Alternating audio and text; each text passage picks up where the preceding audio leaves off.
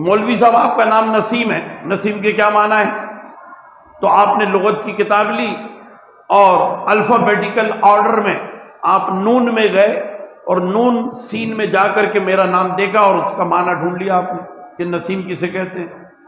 تو آپ پوری لغت تھوڑی پڑھیں گے کہ شروع سے پڑھتے جائیں، جہاں نسیم آئے گا تو وہاں کام بنے گا، نہیں، وہ الفابیٹیکل آرڈر میں پہلے سے ہی ہوتی ہے۔ ڈکشنری اسی طرح انسائکلوپیڈیا، اسے بھی کوئی اول سے آخر نہیں پڑھتا۔ تو چیلنج کرنے والے نے یہ کہا کہ ریفرنس بک کا اطلاق قرآن پر نہیں ہوتا، اس لیے کہ قرآن 24 گھنٹے پڑھا جاتا ہے، قرآن نمازوں میں پڑھا جاتا ہے، قرآن تراویح میں پڑھا جاتا ہے، قرآن شبینے میں پڑھا جاتا ہے، قرآن ہر مسلمان کے گھر میں صبح فجر کے بعد پڑھا جاتا ہے۔ لہذا اس کو ریفرنس سیکشن میں رکھ کر اس کو کسی گوشے میں تنہائی میں نہ رکھا جائے۔ قرآن ریفرنس بک میں نہیں آتا۔ تو پھر میٹنگ ہو گئی ان کی، وہ سب بیٹھ گئے اور سب بیٹھنے کے بعد جو ٹرسٹ کا جوائنٹ سیکریٹری منٹس لکھتا تھا اس نے لکھا ایک جملہ، اس نے لکھا کہ مسلمانوں کے دعوے کے مطابق قرآن اللہ کی کتاب ہے۔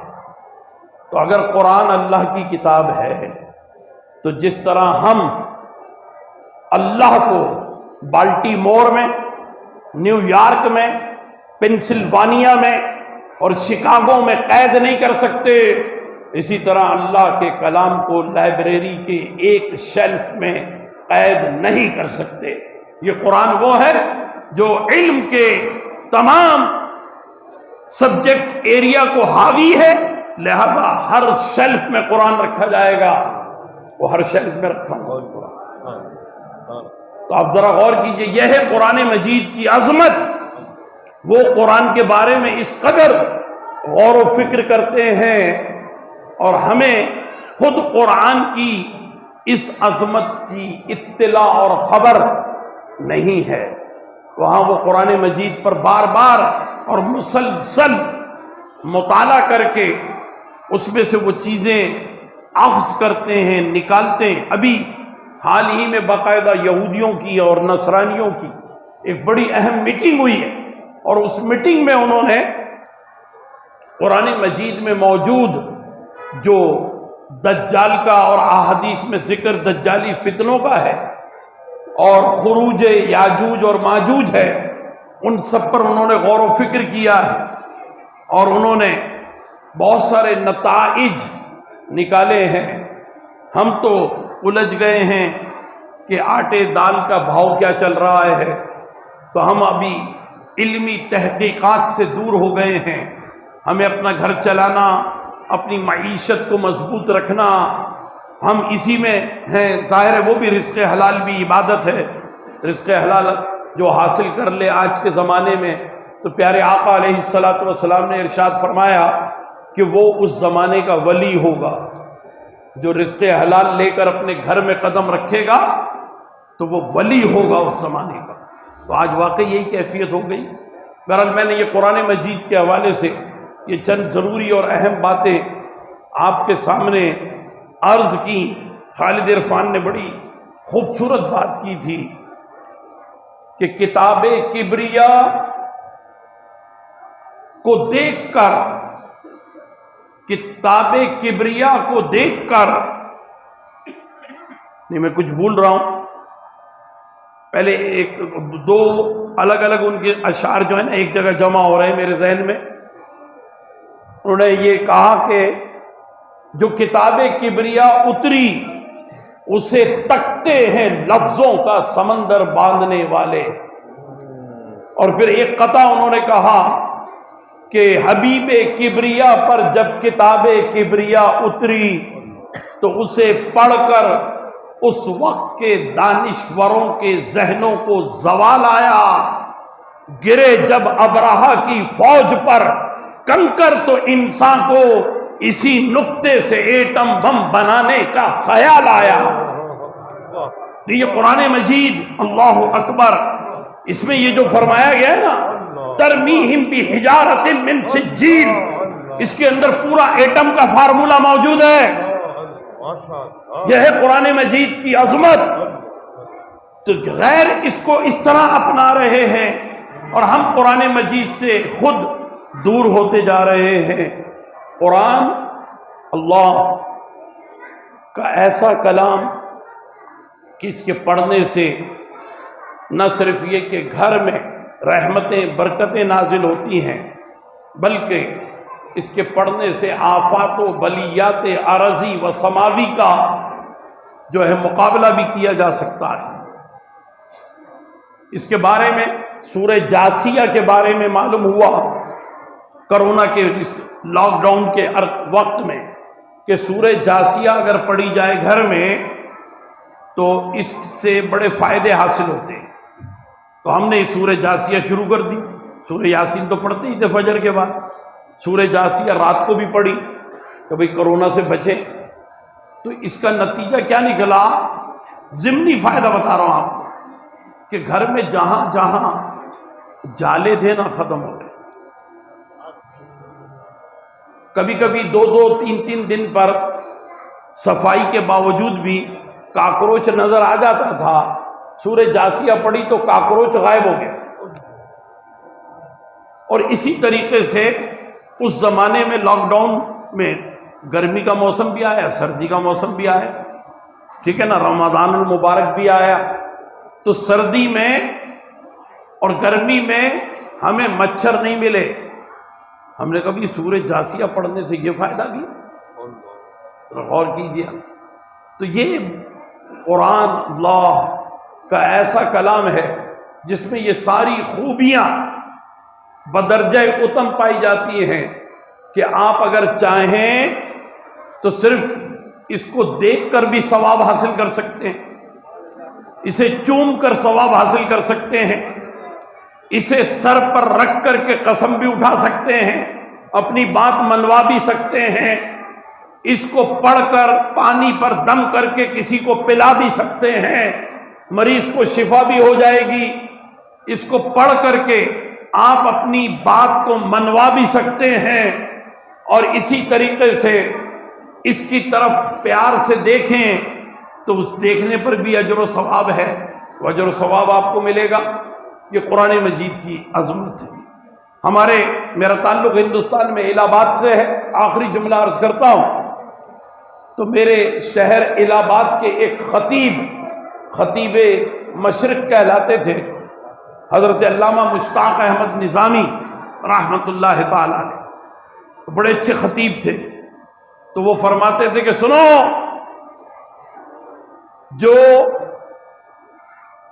کتاب اللہ سے نسبت رکھتی ہے اور جو بندہ اللہ سے نسبت رکھتا ہے، اس کا مقام اور اس کا مرتبہ یہ ہو جاتا ہے کہ اس کو دوسری کتابوں سے نمایاں کرنے کے لیے غلاف چڑھایا جاتا ہے، تاکہ معلوم رہے، یہ پتہ رہے کہ یہ قرآن ہے. اگر کتابوں کے بیچ میں قرآن ہے اور آپ بے وضو ہیں تو آپ قرآن کو نہیں چھو سکتے. تو اس کی ایک نشانی بنا دی گئی ہے کہ یہ عام کتاب نہیں ہے، یہ قرآن ہے. اس کے اوپر جو ہے یہ جزدان چڑھا ہوا ہے، اس پہ غلاف چڑھا ہوا ہے.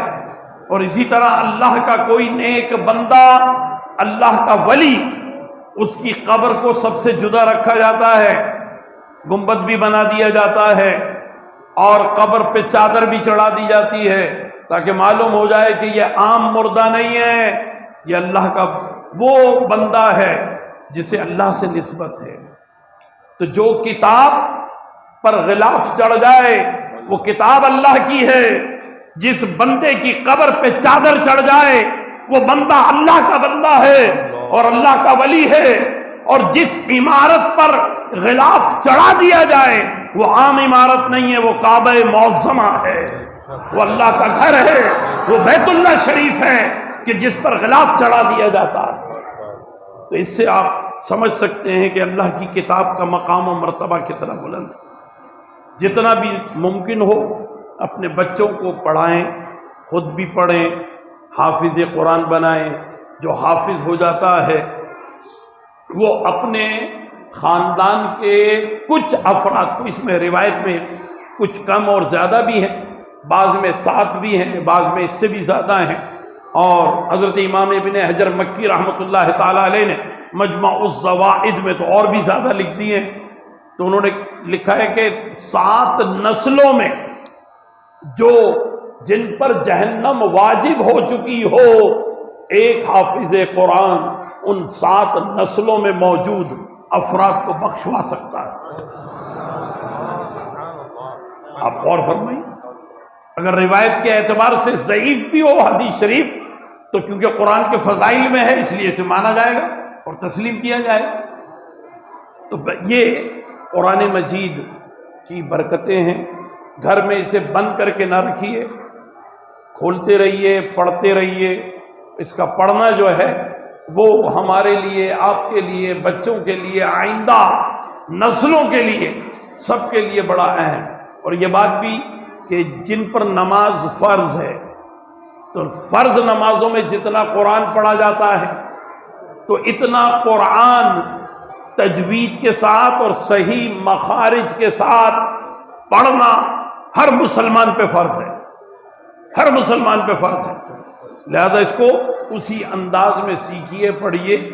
اور اگر آپ کو شرم آتی ہے کہ آپ اس عمر میں قاری صاحب کے پاس جا کر علم تجوید حاصل کریں گے تو بچے کو پڑھوائیے، بچے سے سیکھ لیجیے کہ بیٹا یہ اس کی ادائیگی کیسے ہوگی، تاکہ وہ صحیح تلفظ جو ہے وہ آپ کی زبان سے ادا ہو۔ اللہ تعالیٰ میری آپ کی سب کی حاضری اس محفل پاک میں قبول و منظور فرمائے۔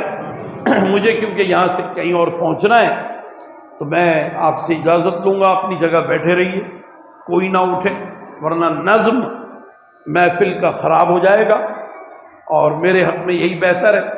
تو آپ تمام حضرات یہاں رہیں گے، ابھی علامہ صاحب مدث اللہ العالی علماء کرام کے دست مبارک سے اسناد کی تقسیم کروائیں گے، سب کے نام پکاریں گے، بلائیں گے۔ تو آپ بھی بچوں کی حوصلہ افزائی ضرور کیجیے گا، کیونکہ جب بچہ یہ کام کر لیتا ہے نا تو اس کی حوصلہ افزائی کرنی چاہیے۔ حضرت عبداللہ ابن مسعود رضی اللہ تعالیٰ عنہ کہتے ہیں، اور حضرت عبداللہ ابن عباس رضی اللہ تعالیٰ عنہ کہ جہاں قرآن مکمل پڑھ لیا جاتا ہے، میں اس محفل کے اختتام پر وہاں کی جانے والی دعا میں ضرور شامل ہوتا ہوں، کیونکہ وہاں مغفرت کے فیصلے ہوتے ہیں، وہاں کثرت کے ساتھ فرشتے نازل ہوتے ہیں۔ تو یہ جنہوں نے ناظرہ مکمل کیا ہے تو ان کو اسناد دی جا رہی ہیں، تو یہاں فرشتے کثرت کے ساتھ نازل ہو رہے ہیں، بلکہ ہو چکے ہیں۔ اور یہ آپ کا کام ہے کہ آپ اپنا حصہ جو ہے فرشتوں سے حاصل کر لیں۔ اگر آپ کی دلچسپی بچے کے سند حاصل کرنے میں رہے گی اور آپ بچے کی حوصلہ افزائی کریں گے تو یقیناً آپ کو وہ برکتیں حاصل ہوں گی جو میں نے ابھی عرض کیا ہے۔ وآخر دعوانا الحمدللہ رب العالمین۔